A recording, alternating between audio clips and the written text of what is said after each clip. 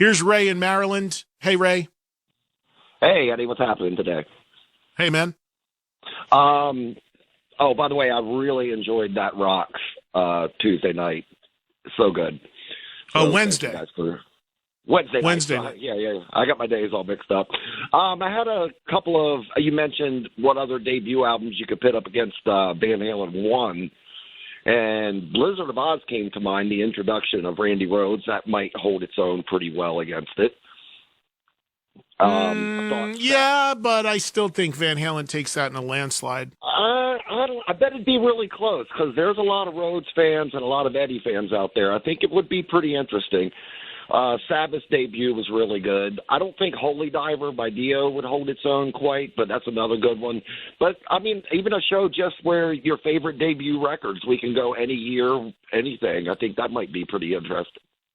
Yeah, no, I like that. And I like what the previous caller said about just taking, they don't have to be like the greatest ones, but taking like, Too Fast for Love versus On Through the Night or the first Wasp record.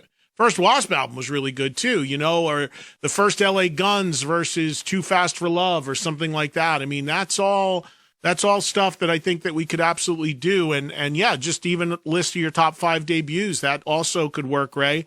So we'll have AJ add that to our hit list for stuff down the line, but all good stuff. I think when you're talking about again, the other landmark sort of debut, I really think you're probably looking at the first Zeppelin record.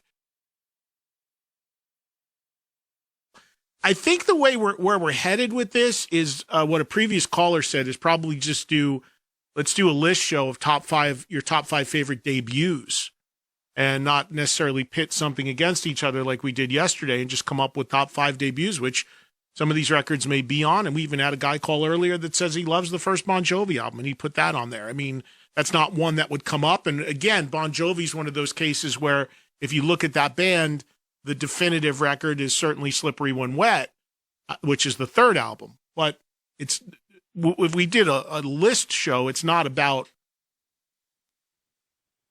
the greatest. It's about what you like the greatest, what your favorite thing is.